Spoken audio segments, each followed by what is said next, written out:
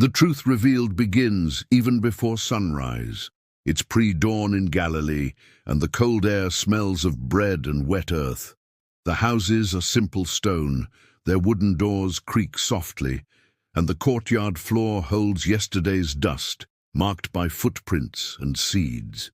Inside one of these homes, a flickering oil lamp lights a square of table where a father slices figs, a mother kneads dough, and two children whisper words as if waking an ancient world. Hear, O Israel. Education here has no bell and no rows of desks. It begins with the breathing of the house, with repeated gestures, with phrases that cross generations. The truth revealed is that, in the time of Jesus, much of what was learned came from the rhythm of family, synagogue, and work. There are no notebooks with colorful covers. There are memory, voice, hands, and the road. Eliav is 8 years old, his eyes curious. His sister Hannah watches everything with the focus of someone who keeps secrets. While their father, Yosef, sets aside the tools he'll take to work, he uses a spent piece of charcoal to scratch a few letters in the ash of the cold brazier. Aleph, Bet, Gimel. The charcoal scrapes the silence as if opening a trail.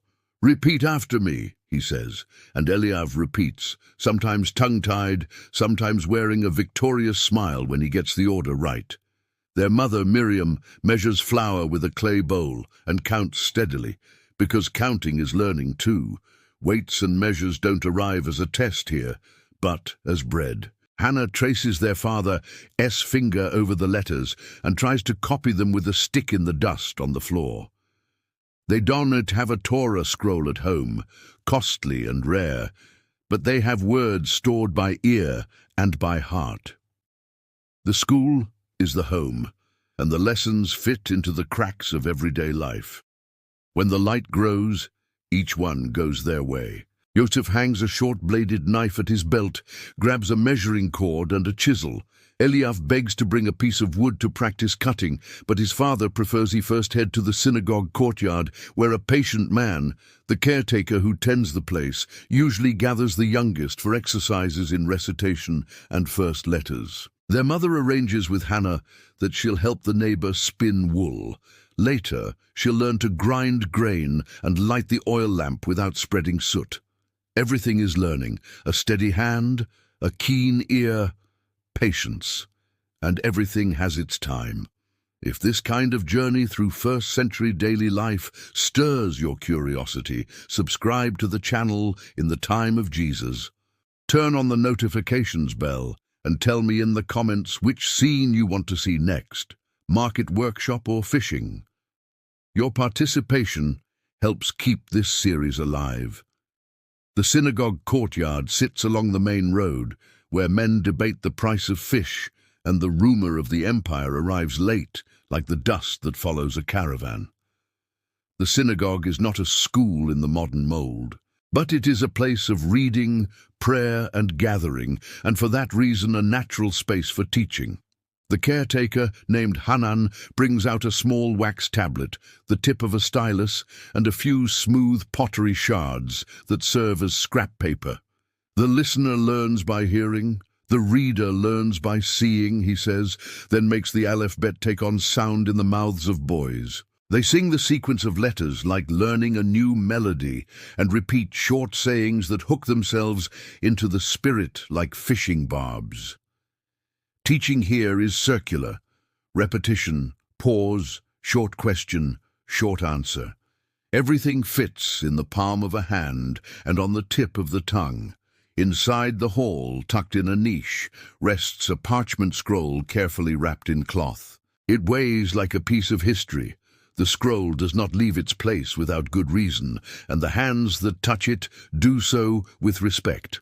There are other portions of text in larger towns, but here each reading counts. An older man reads familiar words, and even for those who can't.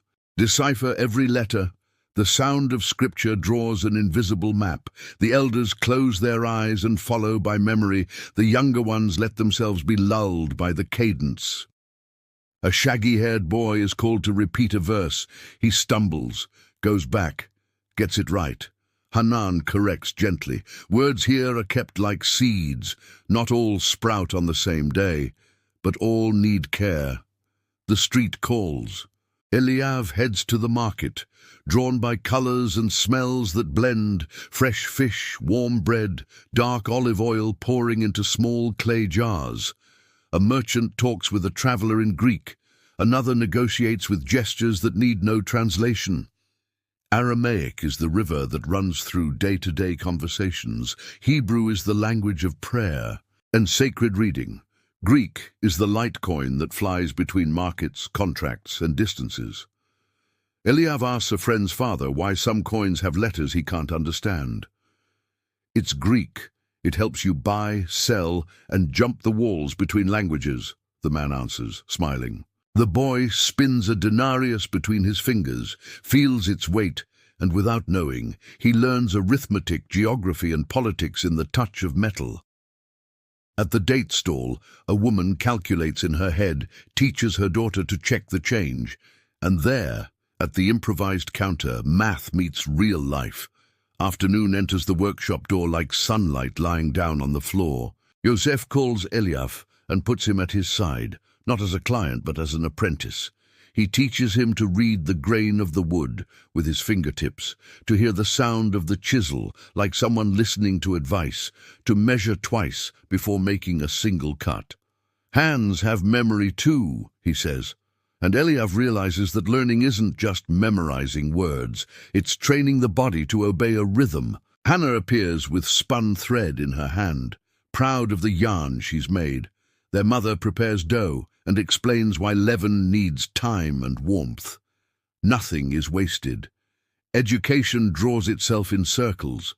The home feeds the synagogue, which feeds the street, which feeds the workshop, which turns around to feed the home. It's a web strung tight by people, not by walls. Sometimes an itinerant teacher arrives in the village, and evening conversations stretch long. Some call him a rabbi, others a sage. He sits in the shade of an olive tree and calls disciples. He doesn't hand out notebooks. He offers paths. He teaches with parables, stories that seem simple but push the mind into unexpected questions. A disciple repeats the master's words until they stop being his and become ours. It's an education learned with the body, walking with him, eating with him, watching how he responds to a sick person, a foreigner, a provocation. The lesson folds itself into gesture, and when the master says, "Follow me," the invitation isn't to a classroom, but to a life. In Jerusalem and in larger towns, there are men distinguished by their mastery of writing and the law. Some are scribes, trained to draw letters with precision, to copy texts with a discipline that borders on prayer. They learn in study circles, debating, asking, building and dismantling arguments like carpenters of thought. Most people, however, learn in order to live. Sons with their fathers, daughters with their mothers and aunts, all with neighbors and friends, in a network that protects itself mutually. Not everyone reads. Many know by heart what matters. The truth revealed is that full literacy wasn't universal, and that didn't stop the transmission of an entire world of knowledge. Memory was a muscle trained with devotion, and when the Gospels tell that, in Nazareth, a man named Jesus stood up to read, it underlines something that impressed the community. He reads, he interprets, and he speaks with authority. Sabbath arrives, and the village slows down. Tools go quiet. The scent isn't sawdust, but perfumed bread and oil. The synagogue fills. Stone benches receive neighbors who know one another by name and shared stories. The scroll is taken out carefully. The reading happens. The Aramaic translation explains the sacred Hebrew to those who don't command it, and a brief exposition stitches the text to life. The children absorb it. Some play with the rhythms of the phrases, others repeat fragments in secret like guarding a password. Here, education is also worship.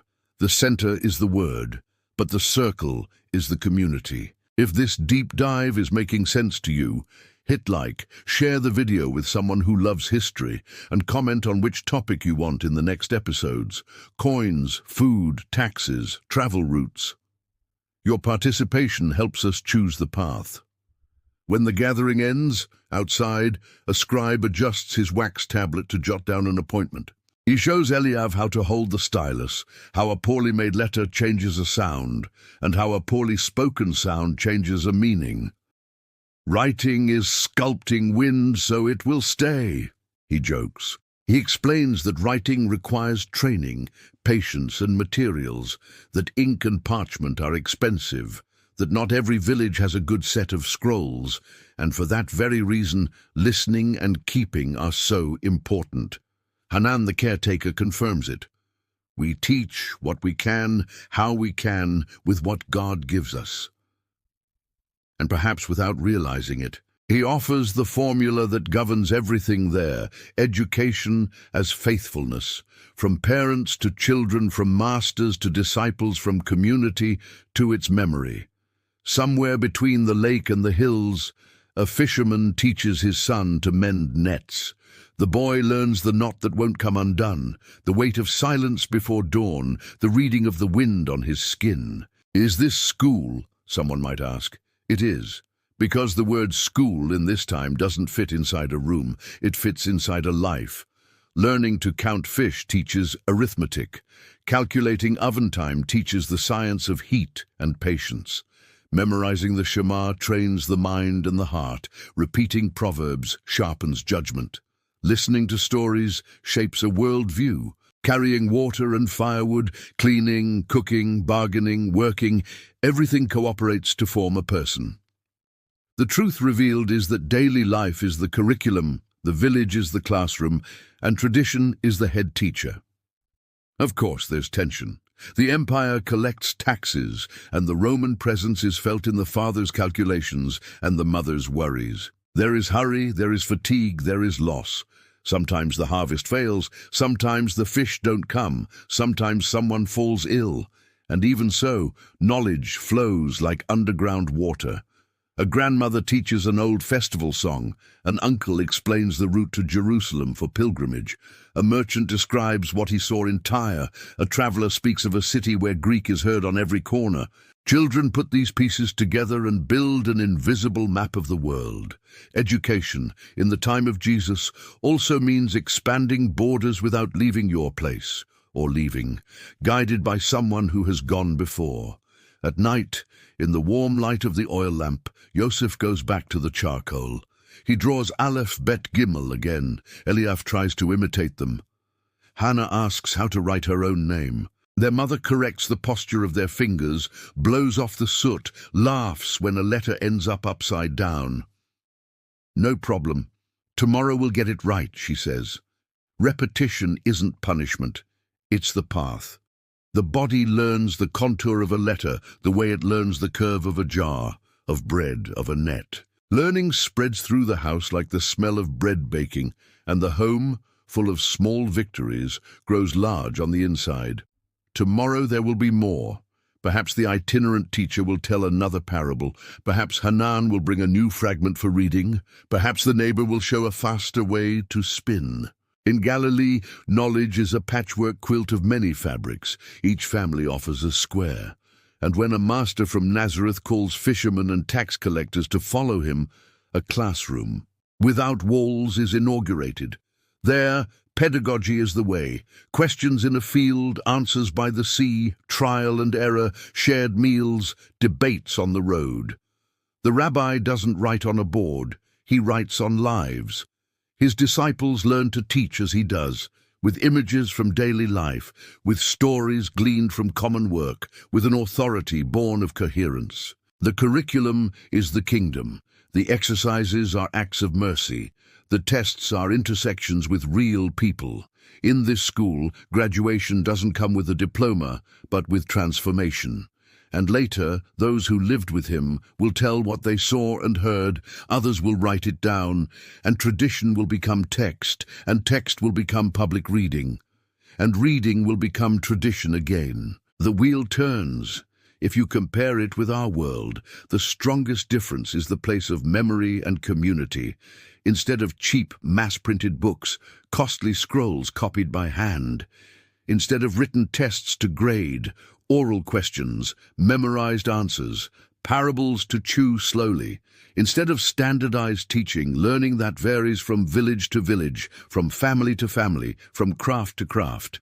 What some might call a lack of school, others would recognize as a constant presence of diverse teachers, fathers, mothers, elders, scribes, rabbis, neighbors, artisans, travelers. The truth revealed is twofold. There was teaching, plenty of it, and it happened where life happened. There were also inequalities and limits.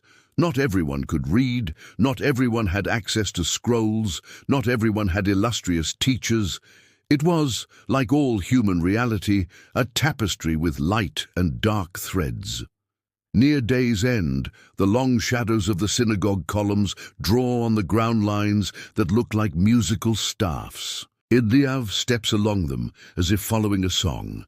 From afar comes the sound of the lake, and the evening light, tinged with gold, makes everything seem to have learned to shine a little. In the courtyard, Hanan stores the wax tablet, gathers the potsherds used like improvised tablets, and adjusts the lamp. He won't write a report about what he taught.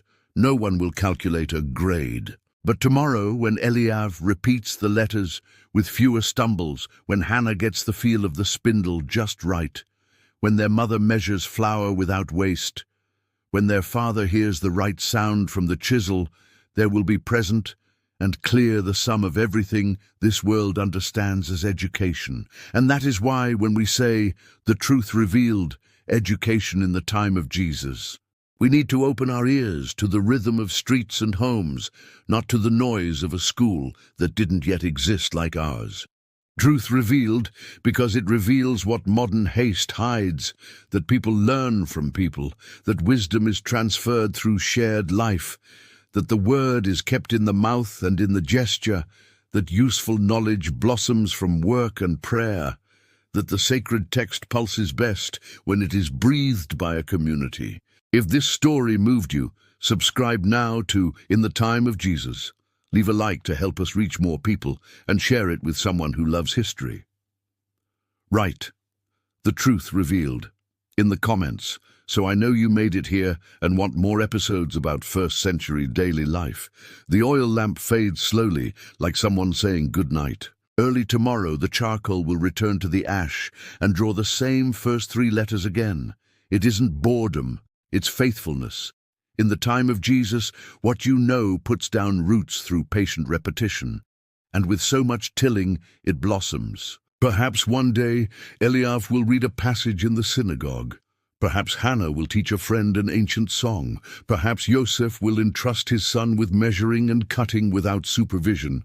Perhaps Miriam will tell a neighbor the secret to fluffier bread.